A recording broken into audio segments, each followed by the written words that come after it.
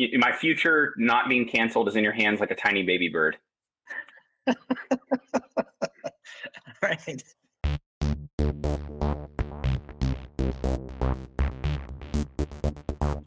Welcome to Didactic. Today is Wednesday, February 14th, 2024.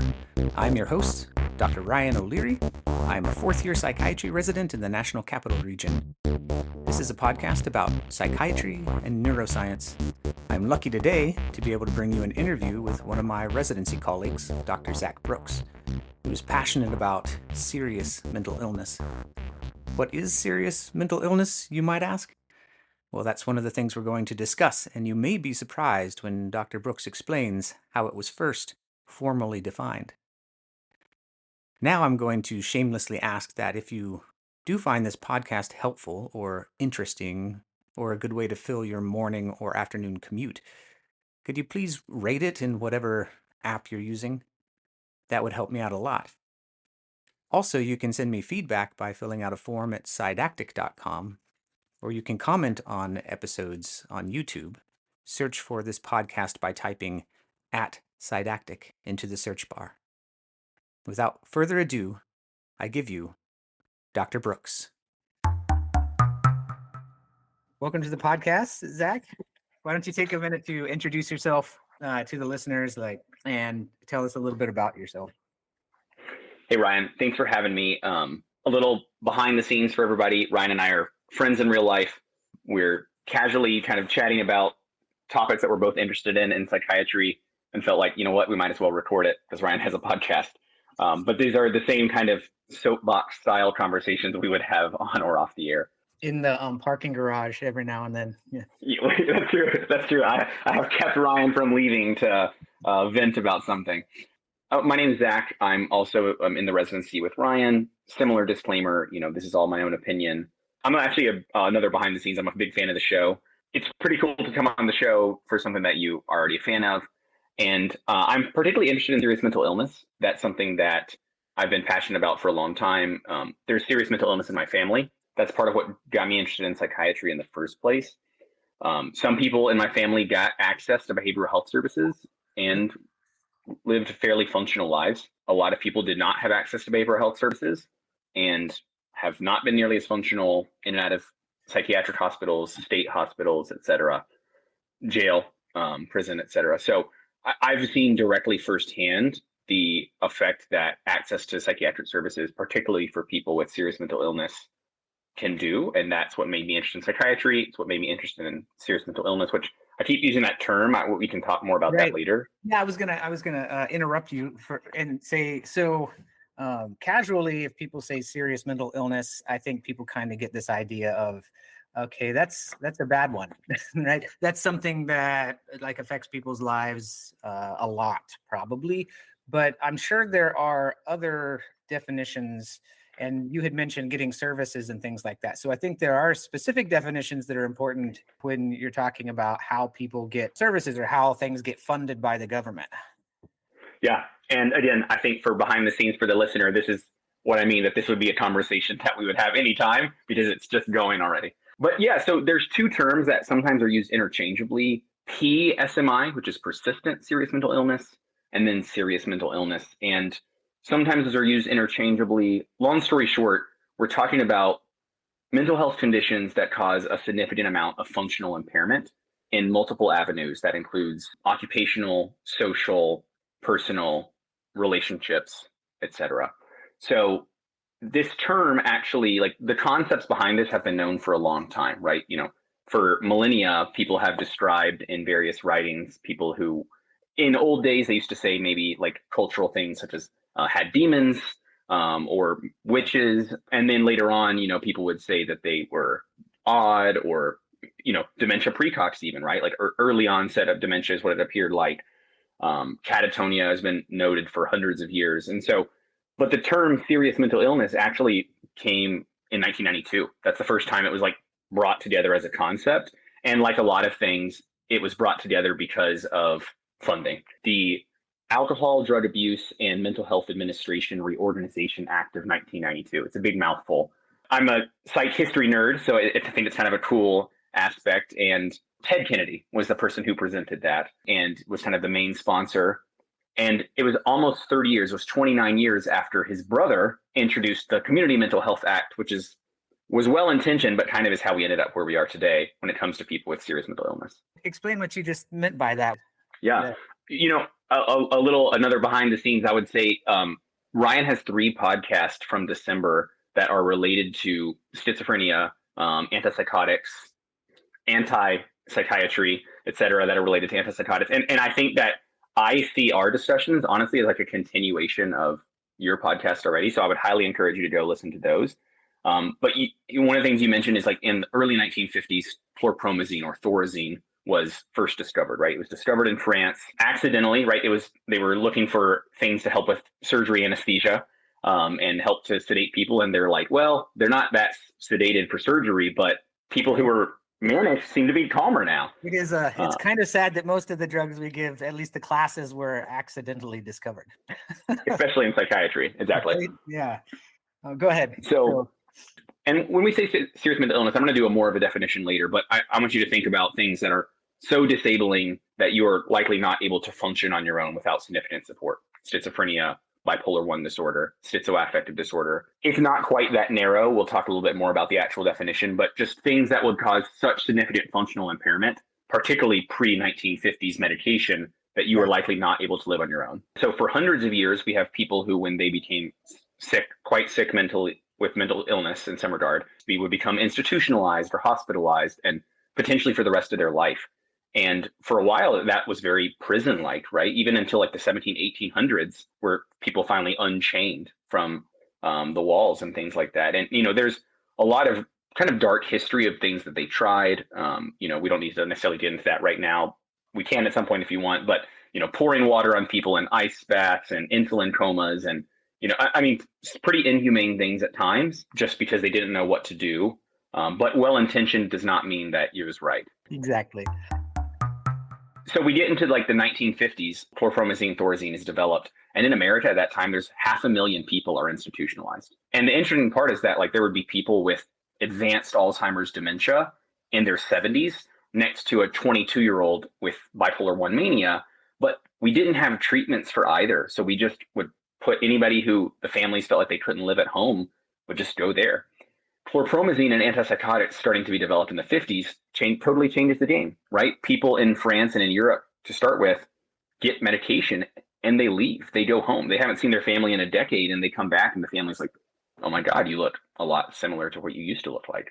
It's a revolution. Yeah. Absolutely. It got to the point that after, over a decade since the medication came out, John Kennedy, and there's a lot of books about the Kennedys related to mental health conditions in their family.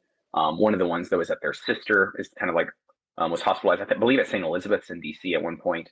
And so, but there was serious mental illness and she was pretty disabled due to her mental health conditions. And so in their family, they were quite passionate about getting access to mental health care.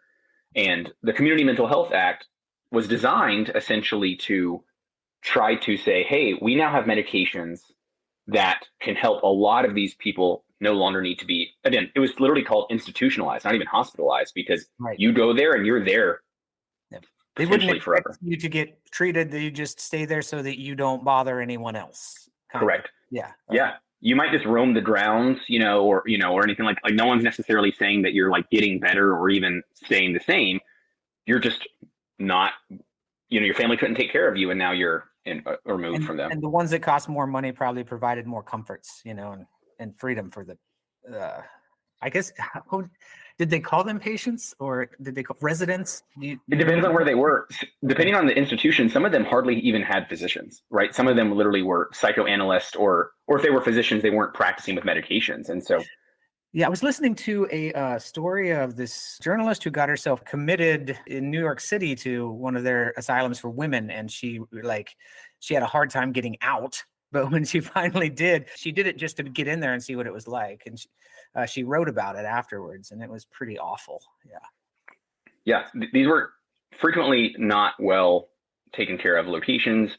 And also, too, now it's very commonplace. We think of least restrictive environment.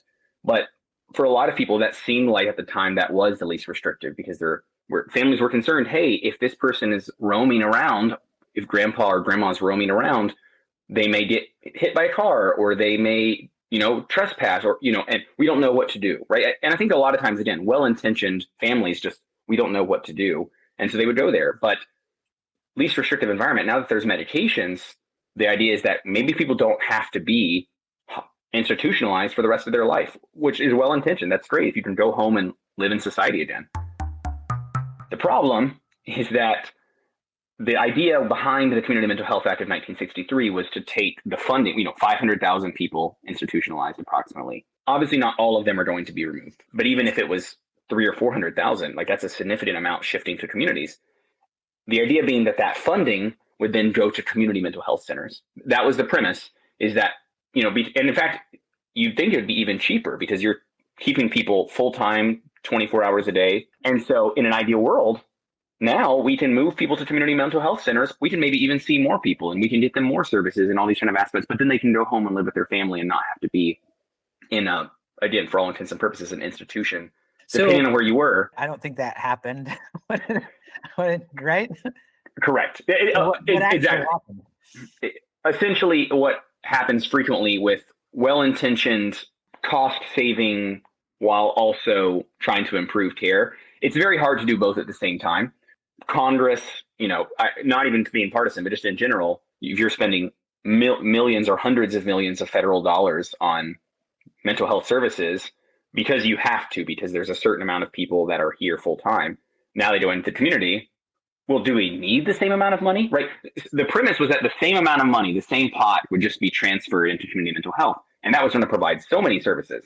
But that pot gets cut, and that pot gets cut, and that pot gets cut. And they say, well, we need the funding for this. And then they start closing so many hospitals that even people who do potentially still need to be hospitalized, there might not be a hospital for hundreds of miles for them anymore. Right. And then the states have to kind of take over. Each state and community has to just figure it out for themselves. And also, too, if you think about politically what's going on in the background around this time, right? So that's early 60s. As we progress through the 60s, people are being removed from the institutions. Institutions are shutting down. Well, where's a lot of funding and government attention going towards? The Vietnam War, right? There's a lot of money that is going elsewhere. And they say, we have $300 million. I'm not sure the exact number. We have $300 million here that's supposed to go to community mental health services that haven't even been developed yet. Right. No. Let's fund these things elsewhere. We have other things to fund. And some did. And actually, some of the ones that got good funding actually did pretty well. There's some in Boston. I mean, again, Kennedy's from Massachusetts, so it kind of makes sense that they kind of prioritize their area. But several in Massachusetts and kind of in the Northeast kind of became examples of what was intended. They would have things like partial hospitalizations, an inpatient unit, an intensive outpatient, residential, day program, and then just a regular mental health clinic. The idea is that they have all of these different levels, and hopefully people can kind of slowly start to transition down. And maybe the day program might be a long-term thing, but the cost of people coming 4 hours a day versus the cost of people being there 24 hours a day is drastic. Yeah. And I think people being basically imprisoned is different than them getting to go home at the end of the day. There's exactly. There's a lot of more autonomy in the treatment as well. So well-intentioned did not go how it was hoped. And also too, talking about, you always have to think of, when I think of psych history, you always have to think of what's going on in the background. So in addition to Vietnam War in late 60s, obviously the person who championed the bill, JFK, was no longer the president, right? And so, it was his baby, it was his bill. He's no longer around, other things are going on. And so now all of a sudden it kind of becomes on the back burner. But the problem is we've already shut down all the institutions. We did step one without step two being done, but now it's kind of irrevocably done. And one thing that I think is super important and when we think about serious mental illness is that if you think about the number of people experiencing homelessness in America on any given night, depends on the article you read, and the study that you read, it's all over the place, but it's somewhere between 400,000 and 1 million, depending on what you read. And I just find that the idea that the number of people who were removed from institutions and the number of people that are experiencing homelessness on any given night in America is not dissimilar as somewhat telling of what ultimately ended up happening. Yeah, and I think it's no secret that a lot of people who are living with serious mental illnesses don't have a place to live, or they prefer not to be stuck in a place where there's people around trying to control them. So I can divulge a little bit of my past. When I was a younger guy, like I went to New Mexico and I lived outdoors, you could call it. You call that homelessness, right? But I was around a lot of the homeless population that were kind of out there, partly because they wanted to be, but in some cases because they couldn't hold down a job, they couldn't maintain a home, and they were just accepted among this community of other like people who lived outdoors. So there was a difference between the people who were there more by choice and the people who were there because they didn't really have anywhere else to be. Like I got very comfortable talking to people who I recognize now you probably had very serious mental illnesses, but at the time I just thought that they were strange, like because I didn't know anything about psychiatry or psychology really. And that's still an ongoing issue. I'm not from New York City, but it was a big thing in 2023 that in New York City, Mayor Eric Adams tried to, in some regards, remove people experiencing homelessness, essentially saying like, if you're sleeping on park benches and things like that, you need to either go to the hospital or you need to go to some kind of treatment or residential, which again is quite presumptive in that, one, just because someone does have serious mental illness or doesn't have a home or is experiencing homelessness doesn't necessarily mean they need to be hospitalized, right? And that's kind of the American aspect of autonomy versus we can fix you.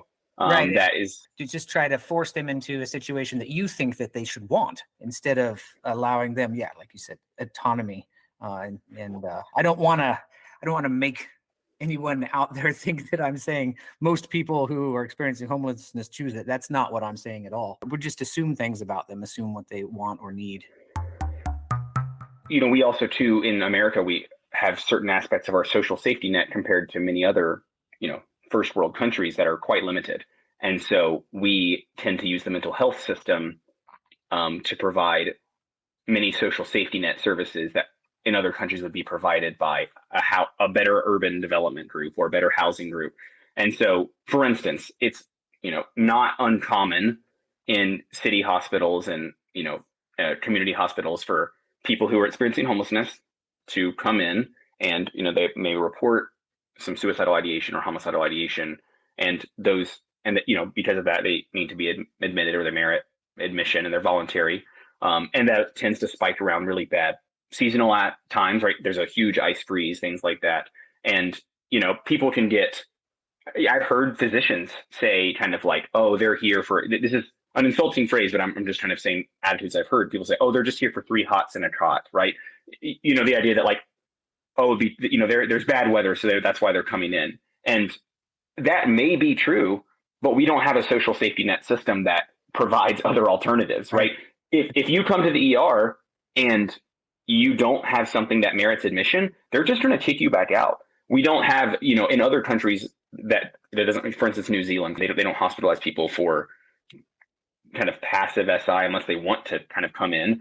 If you come in and say, hey, I need housing, they're just going to help you find housing, even if it's temporary. And so that's the other aspect. The mental health system is that, it kind of fosters this overall, people get bitter, especially in like the emergency departments and stuff too, because they're saying, oh, people are misusing this, but also what alternatives are we providing people? And so we kind of end up using this as a huge safety net. And that's the tough spot. And it gets very, very complicated very fast with the way that we provide social services here in the U.S. and different places, because they often tie those to doing certain things like, if you do this, you have to be in job programs, or you have to show that you have filled out this many applications and you have to have people sign you, or we're going to kick you off your social, because if you don't have a job, or if you're not trying to get a job, then you don't deserve to be helped. Things like that, which just de facto disqualify a lot of people from help that probably, we would spend a lot less money just helping them than we spend now in the system that we have. A lot of people end up migrating like to places like California or Florida because of the climates. I was just reading today, I guess the governor of Florida, Ron DeSantis, is pushing to have it public camping be banned across the state of Florida as a way, to get rid of people or to be able to ship them off. He likes to put people on buses and drop them off in other states. So maybe this is a way he can do that. I don't know. And, when we're talking about people who are experiencing homelessness and or who have serious mental illness, particularly if you have serious mental illness, so we're saying things like schizophrenia, bipolar 1, schizoaffective, things that are so functionally impairing that you are not able to, maybe even complete ADLs, but at least not IADLs, which is activities of daily living or independent activities of daily living, such as like doing your finances, being able to grocery shop, et cetera, pay your bills. If you have both of those, for the data shows that your lifespan is about 25 years less if you're experiencing homelessness and have that, as compared to a peer who did not experience homelessness and did not have serious mental illness. Some studies say 20 to 25 years. If you have either of those, just one, it's about 10 to 15 years off of your life. COVID has kind of lowered the average age of America a little bit, but for the most part, the average male is upper 70s, female around 80. But if you are somebody who experiences homelessness for a significant portion of your life, take a decade off. If you're somebody who has a serious mental illness and experiences homelessness, take another decade off. So we're talking about, a significant amount of life, morbidity, mortality, in addition to the fact of not being limited functionality throughout their life as well, too. So not only is there money to potentially be saved if we invested the social safety net services, but also like there are literal lives to be saved. Getting back to the history part, so we were in the 50s. We got Thorazine. The 60s, we were promised community health centers, and those didn't really materialize. Then we're into the 70s and 80s. Like, what happened there? Yeah, so 70s, 80s. I think an important part about the 80s is, like the Omnibus Act, COBRA, right? I think a lot of the people heard COBRA for the first time, and EMTALA, right? EMTALA, some of these terms during the Affordable Care Act. But EMTALA was actually from in the 80s during the Reagan administration bill passed by Congress, essentially saying that like if you show up to the ER, you have to be able to, they cannot deny you services if they're able to provide them, things like that. So that's kind of going on in the background. Medicare, Medicaid, right, starts in the 50s and 60s and continues to pick up. And as more and more people go to that, and as people live longer, we have more people going to Medicare. So the way American healthcare is even being delivered is changing, right? More specialists, less family docs, right? As people kind of migrate more and more to cities. So many things about the healthcare system are changing. Health insurance is becoming vastly more expensive. So all of this is kind of in the background. Now we get to 1992. It's been about 30 years since the Community Mental Health Act. For all intents and purposes, it was a failure, right? We shut down institutions. We did not provide the community mental health services. And I'm not saying that was JFK's fault, but sometimes he wasn't around anymore. Exactly. Yeah. And so, sometimes things just don't work out. And particularly as he was the champion of it, like it probably needed him to kind of keep pushing through. Right. But his brother actually was one of the sponsors of this bill. And so it's kind of a big mouthful, Alcohol, Drug Abuse, and Mental Health Administration Reorganization Act of 1992. And there's tons of stuff in there. I'm doing a presentation here in a few weeks about serious mental illness in the military. And so like read through kind of the whole thing. It's like, way too much, very dense, but it covers so many things. And one of the things that it talks about is essentially like state by state, right? If you're in a state that doesn't have a lot of money or a smaller state, you're like, hey, we only have a certain amount of budget that we can use to provide services for people who can't necessarily pay for services themselves. And we're talking about mental health services. Mm-hmm. The federal government says, you know what? We shut down all these institutions that we used to help pay for. Maybe we can provide a little bit of services, to some of these people as well, too. We'll provide block grants. We will give you a certain amount based on the certain percent of constituents in your state that have serious mental illness to help kind of subsidize their mental health for them. There you have to define serious mental illness. Exactly right. That's where it gets invented, was to get money from the federal government. Okay. Exactly right. Yep. And so essentially, they're like, we will give you money based on a percent based on serious mental illness. Well, all 50 states, we have to have some kind of agreed upon definition. So this bill kind of comes up with this too, or around this time. And it's the layers and layers of it. I'll give you what the starting definition was. This is what it came out with in 1992. Mental illnesses listed in the DSM, at this point we're in DSM-3, by the way, mental illness is listed in the DSM that resulted in functional impairment, which substantially interferes with or limits one or more major activities. So that's a kind of broad, generic thing. But the funny part is that we now also have to define functional impairment, and we also have to define major life activities. So their definition then required two further definitions. Actually, the Americans with Disabilities Act website, ADA website, actually has some pretty good information, and it defines functional impairment, defines major life activities. We still kind of use some of those definitions today. I remember learning about the Americans with Disabilities Act when I was a kid because my dad had a traumatic brain injury, and it was pretty severe. He was in the hospital for a very long time. When he came out, he had all those things that they talk about Phineas Gage having, like changes in personality and being very easily anger, just flying off the handle and things like that. He got involved in a head injury support group back then because nobody really knew much about head injuries. The doctors knew nothing. They would tell you nothing. They didn't know anything. So you had to go to the support groups to find out like what happens to people who have traumatic brain injuries. And the Americans with Disabilities Act was one of the things we learned about there because the guy who started the group, his name was Toby. He was a police officer who had been shot in the head and was paralyzed on half of his body, plus other things, right? But he was suing the city that we were in at the time for violations of the Americans with Disabilities Act because they weren't updating all their infrastructure to be things like wheelchair accessible and stuff like that. So he would just go around town like taking notes of where there were no curb cuts and stuff. He built up this gigantic case against the city. First, he just brought it to the city and said, please do something about this. But the city was like, hey, this is too expensive, man. We can't do that. So he hired lawyers, and they lost. The city lost in court and had to actually start doing the work. While you were talking about that, I looked it up. It's 1990. So 2 years before this bill came out is when the Americans with Disabilities Act came out. Good to know. And so I think a lot of those things kind of tied in together. And honestly, this bill potentially might not have existed without the Americans with Disabilities Act, right? We're drawing further attention to people who need more assistance and people who, we as a society are deciding that maybe the federal government should potentially help subsidize some of this funding because of the amount of care that might be needed. In this bill, actually, among a number of other things was, the fact that we need to figure out what the definition of SMI is. Well, it's functional impairment in major life activities. Well, what does that exactly mean?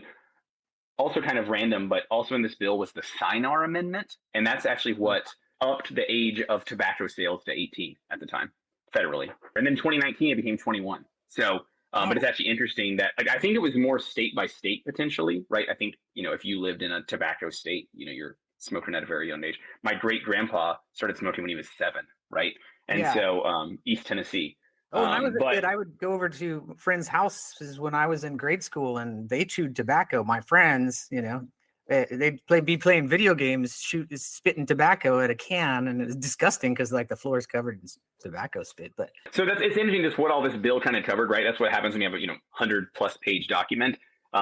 We're doing block funding grants for constituents with serious mental illness, and we're upping the age of tobacco. Also, too, I like the idea of this act of 1992 was the week after I was born. So I don't know, it feels serendipitous based on my interest in SMI. You're so young. Yeah. So that was kind of the original definition. However, the current National Institute of Mental Health definition is a mental, behavioral, or emotional disorder resulting in serious functional impairment, which substantially interferes with or limits one or more major life activities. So mental, behavioral, or emotional disorder is kind of how it classifies that. Okay. And CDC has just a slightly word differently definition, but it's loosely about the same. And so depending on the study you look at and the definition you're using, currently in the United States right now, the prevalence is between 4 to 5.5% of the whole population. Of the population qualifies as having a serious mental illness. Correct. So I'm looking at the term, in the UK, they use severe mental illness as SMI, not serious mental illness. So they have a different kind of definition. Okay. And then we also, like I said, PSMI, persistent serious mental illness, which is considered similar definition, but it has to have been at least 24 months. So that level of functional impairment for at least 24 months with the idea that it likely will be longer and persisting. Because you mentioned earlier, I think a great point, severe major depressive disorder can be debilitating. People can't get out of bed, but if they did ECT or they did the treatment they need, potentially they're back, at a certain point functionally, versus people with schizophrenia. It is a lifelong condition that, not that depression isn't, but schizophrenia, regardless of treatment, you're still going to have some slow functional cognitive decline over time, versus if you get the appropriate treatment for major depressive disorder, it's very possible that you could become quite functional again. And so, and I think it's very important that none of these definitions have ever used specific DSM diagnoses, right? Mental illness is listed in the DSM, Yeah. a mental, emotional, or behavior, because the point is that you don't want to either limit, right? Like you don't want to say that like, oh, we didn't include that one, so it can't be that level of functionality, or automatically say, oh, you have a bipolar disorder, you must have serious mental illness now, you won't be functional, right? I think they're trying to find that balance of, you're not defined by your diagnosis, and not all depressions are created equal, right? So there's a lot of aspects. The point is more the limitations, which is all DSM diagnoses, right? It's not a disorder if it doesn't cause functional impairment. So we got to the 1990s, and then new legislation defined serious mental illness so that it could start to fund things that should have been maybe funded 30 years earlier. Correct. Okay. But then what happened? How well did that work? Because we are now a couple decades past that. I think if you would poll a random citizen, how well do you think the United States mental health social safety net is doing? I don't think it would be a very positive opinion. I think there's a variety of reasons for that, right? We talked about some of these already. We're expecting mental health to be a catch-all sometimes, when it doesn't need to be or can't be. I cannot prescribe any medication that gives you a house. I just can't do it, right? I can't prescribe any medication that will pay your electricity bill. There's just only so much psychiatry can do.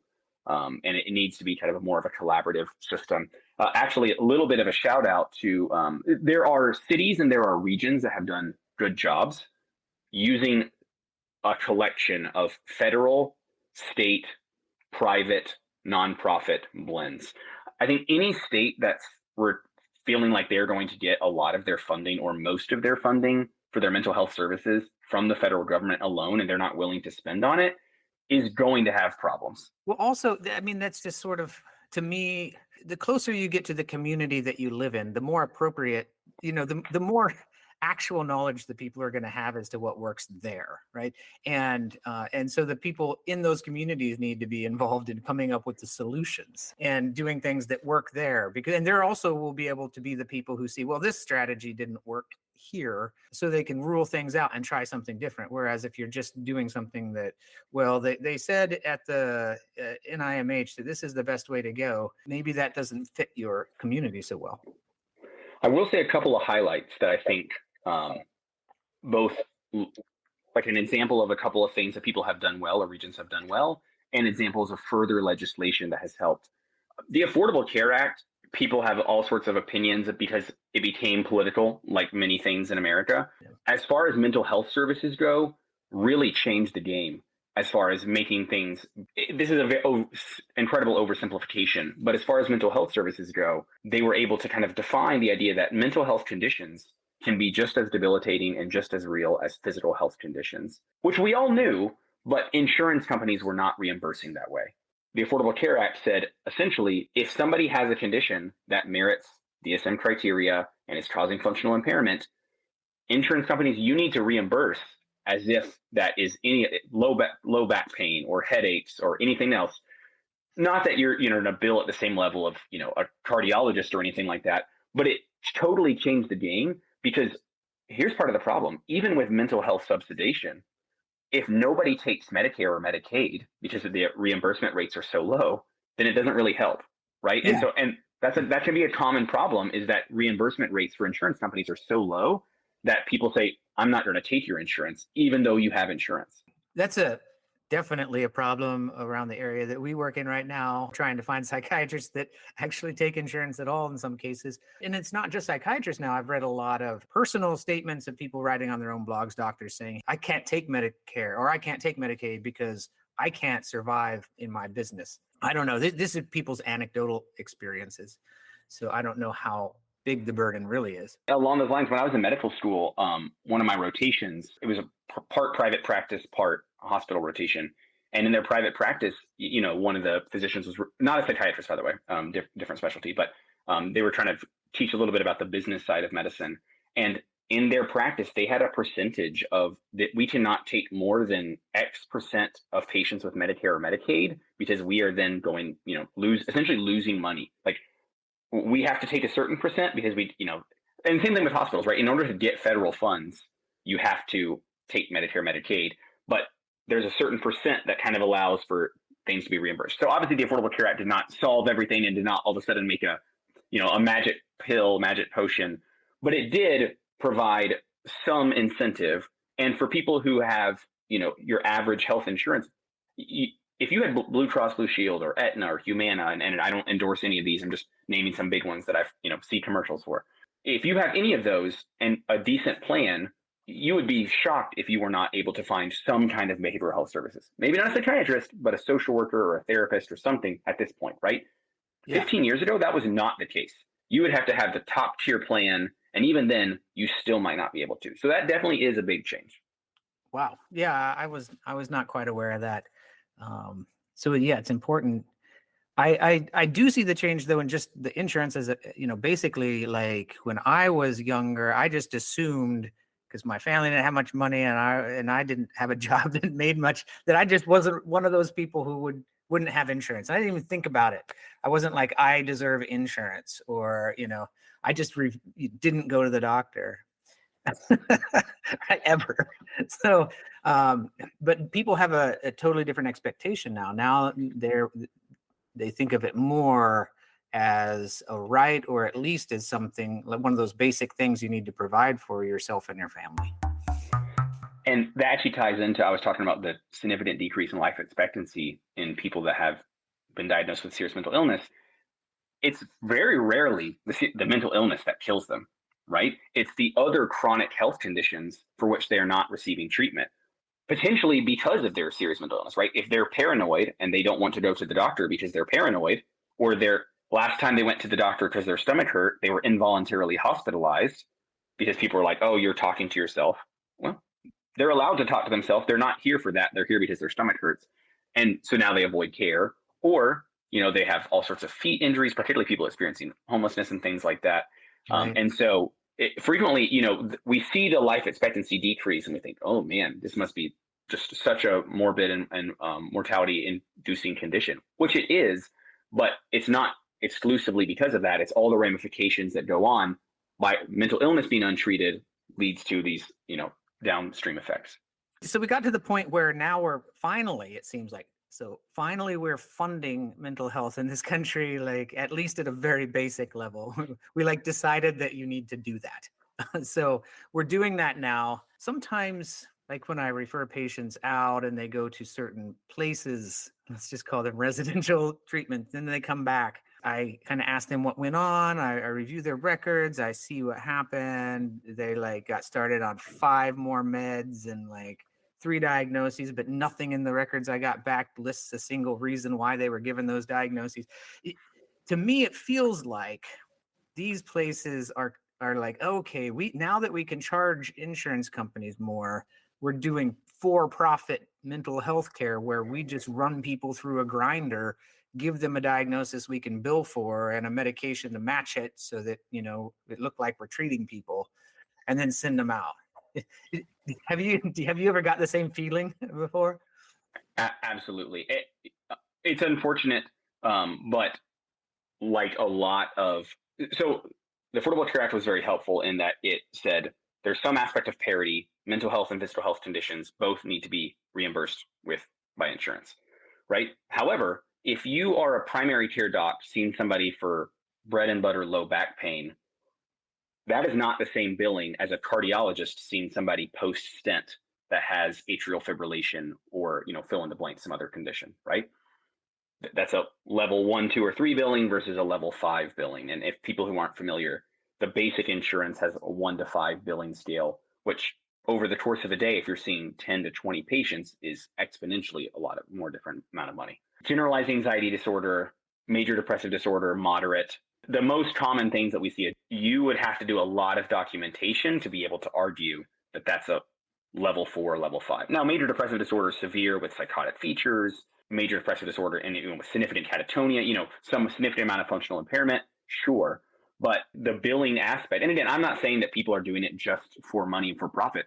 Definitely not. In fact, like you mentioned, especially in this area, the DC area, a ton of psychiatrists don't even take insurance. So I think people who take insurance, like, I'm glad that they do, but we've incentivized this fee-for-service program. And this is not just in mental health. This is in broader American healthcare, but we're seeing it play out in mental health. In order to stay seemingly financially feasible, a lot of these programs feel like we need to get level 4, level 5 billing for everything. So there is incentive to diagnose people with bipolar 2 disorder when it might be more of a borderline personality disorder. We've seen it. We've seen somebody who we feel we knew for a very long time that had X condition that, as far as billing goes, doesn't hit that. They go somewhere else and they think, oh, well, and here's the thing. I'm not saying that people are some people probably are blatantly doing things wrong for money. Probably true. I can't speak to all psychiatrists. I don't think most are. I think that's just, it might not even be them. Billers and coders do the same thing for every physicians in a hospital, right? EMRs are designed for coding. They're not even designed for providers. It's designed to make sure that they can get the maximum amount of coding so that they can get the maximum amount of billing so that they can bring in the maximum amount of revenue. It's very possible that you say, rule out bipolar 2 disorder, and the coders say, bill for bipolar 2 disorder, right? And so, but in order to do that, they then have to slap the label of the diagnosis on it, right? And so, I don't want to assume the worst of people, but we know for a fact that certain conditions and certain levels of functional impairment associated with said conditions can make more money for services. So there is an incentive, were you to want to do so, to add a few more diagnoses on. Yeah, I mean, I think we should all be talking about these sorts of things. And, I think sometimes we might not want to because there is a big anti-psychiatry movement out there. And then there's a lot of people that, as a baseline, I think, especially in the political climate now, have a kind of conspiratorial bent on everything. Like, if there is an incentive that the government places, then there must be some giant conspiracy to do something, and I don't want to get the idea that we're saying that. And this isn't unique to psychiatry either. I think that's the important part to say. Like, this is the way American healthcare system is set up. For example, if you do a colonoscopy in the hospital, it's essentially no money for the GI doc, no money for the hospital. There is massive incentive to do it in an outpatient or urgent care, kind of like same day surgery center. The way billing works is essentially all of the stuff that goes into I saw this direct, that one GI doctor I worked with said it could be up to 4 times difference in price. Like, that's the amount that they can do, save money, billing, etc. There's all sorts of incentive. Like, if they can help it, they're like, oh, someone comes in with a GI bleed on Saturday. They're like, can they wait till Monday and come to my office? Even though we might think diagnostically they need to be as soon as possible, but there's financial incentive and things like that.